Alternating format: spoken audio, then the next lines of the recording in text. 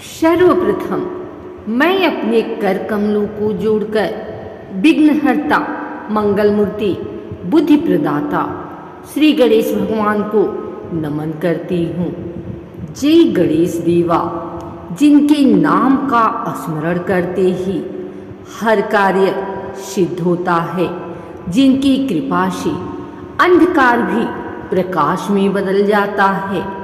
आज हम सुनने जा रहे हैं एक ऐसी अद्भुत कथा गणेश जी के भक्त की, जिसने सब कुछ खो दिया पर अंत में गणेश कृपा से सब पा लिया।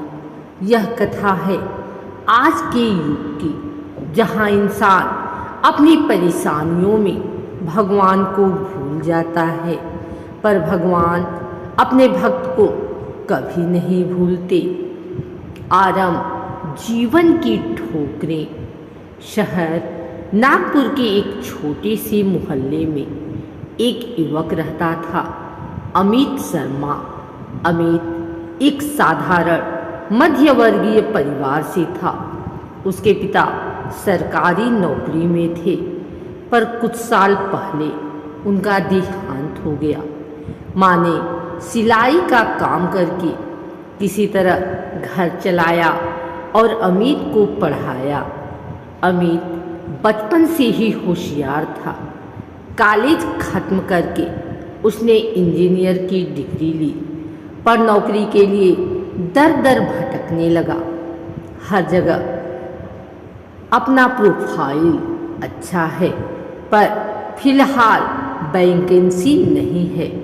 सुन सुनकर उसका मन टूट गया। धीरे धीरे घर की आर्थिक स्थिति बिगड़ने लगी। किराया, बिजली बिल, माँ की दवाइयाँ, सब कुछ एक बोझ बन गया।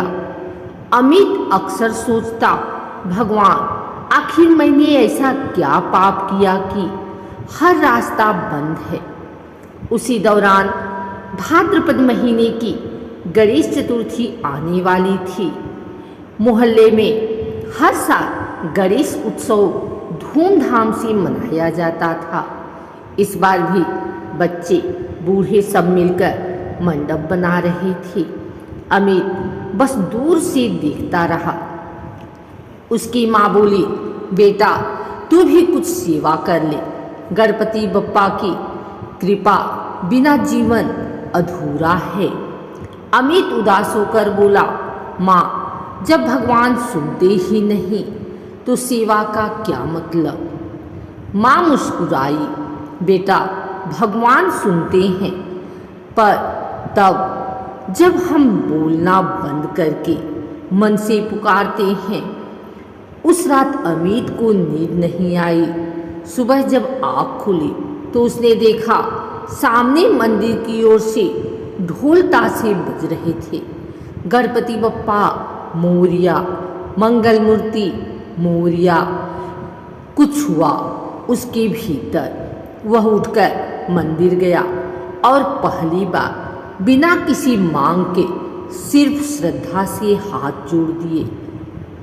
अमित रोज सुबह मंदिर जाने लगा। वह घंटे बजाकर सिर्फ यही कहता, हे बप्पा बस मुझे सही रास्ता दिखा दो। कुछ दिन बाद मंडप के सजावट प्रभारी बीकी राव ने उससे कहा, अमित तू खाली है ना, आजा थोड़ी मदद कर ले। वह मान गया। दिन भर बच्चों के साथ मंडप सजाने, लाइट लगाने और मूर्ति की व्यवस्था करने में जुट गया। पहली बार उसके चेहरे पर मुस्कान लौटी। गणेश चतुर्थी के दिन जब गणपति बप्पा की मूर्ति स्थापित हुई, वह मूर्ति अत्यंत दिव्य थी। मोदक से सजी थाली, फूलों की माला और दीपों की रोशनी में गणेश जी ऐसे लग रहे थे जैसे स्वयं साक्षात प्रकट हुए हो। अमित की आंखों से अनजाने में आंसू बह निकले। कथा यहीं खत्म नहीं हुई। जैसे जैसे दिन बीतते गए उसकी माँ की तबीयत बिगड़ने लगी। डॉक्टरों ने कहा ऑपरेशन जरूरी है। खर्च था लगभग 50,000 रुपये। अमित के पास कुछ भी नहीं था, वह टूट गया। रात में वह फिर गणेश जी के सामने बैठा और बोला, बप्पा, अगर आप सच में मेरे हैं तो माँ को बचा लो। मेरे पास पैसे नहीं हैं, पर विश्वास है कि आप कुछ करेंगे। वह पूरी रात मंदिर में ही बैठा रहा। धीरे धीरे उसकी आँख लग गई। सपने में उसने देखा गणेश जी मुस्कुरा रहे हैं। उन्होंने कहा, भक्त, जब तू हार मान लेता है तभी मैं आगे आता हूँ। कल का सूरज तेरे लिए नई राह लाएगा। सुबह जब वह उठा, मंदिर के पुजारी ने उसे बुलाया। अमित बेटा, कल रात एक दानी भक्त ने गणेश सेवा के नाम पर कुछ दान दिया है।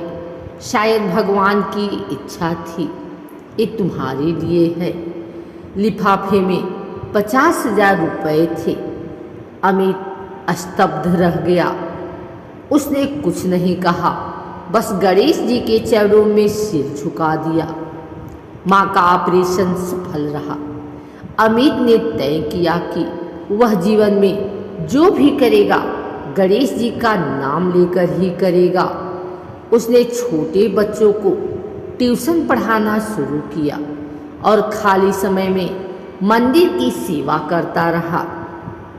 कुछ महीनों बाद उसी गणेश मंडल के एक सदस्य ने कहा, अमित, हमारे रिश्तेदार की कंपनी में वैकेंसी है, तुझे कोशिश करनी चाहिए।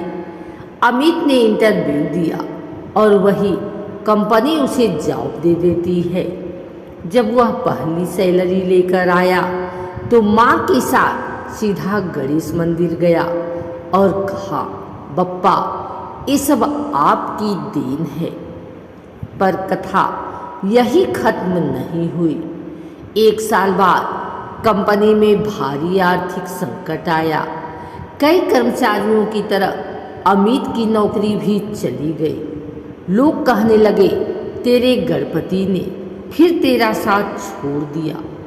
पर अमित मुस्कुराया और बोला, गणेश जी कभी किसी का साथ नहीं छोड़ते। शायद अब मुझे कुछ नया करने का संकेत दे रहे हैं। उसने घर से ही हस्त निर्मित गणेश मूर्तियां बनाने का छोटा व्यवसाय शुरू किया।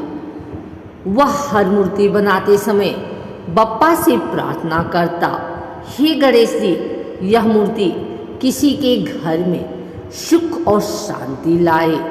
धीरे धीरे उसकी मूर्तियां प्रसिद्ध होने लगी। लोग कहते, इन मूर्तियों में कुछ अद्भुत शक्ति है। 3 साल बाद अमित का छोटा व्यवसाय एक बड़ी कंपनी में बदल गया। मंगल मूर्ति क्रिएंस। देश भर में उसकी मूर्तियां बिकने लगी। टीवी चैनल तक उसकी कहानी पहुंची। एक बेरोजगार युवक कैसे गणेश भक्ति से सफल उद्योगी बन सकता है। इंटरव्यू में उसने कहा, मैंने कुछ नहीं किया, सब गणेश जी की कृपा है। मैंने बस अपना विश्वास नहीं छोड़ा। हर साल गणेश चतुर्थी पर वह 108 गरीब बच्चों को नए कपड़े और मिठाई बांटता है और हर भक्त से कहता है, कभी हार मत मानो, क्योंकि गणेश जी की कृपा देर से नहीं सही समय पर होती है।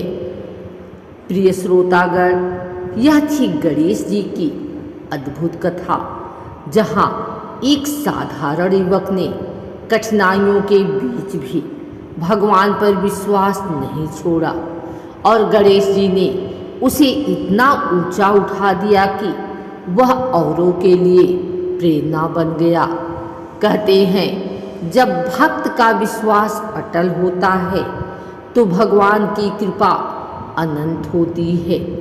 तो आइए अपने जीवन की हर कठिनाई में याद रखें, विघ्नहर्ता गणेश जी हमेशा हमारे साथ हैं। सभी मिलकर बोलिए गणपति बप्पा मोरिया, मंगल मूर्ति मोरिया।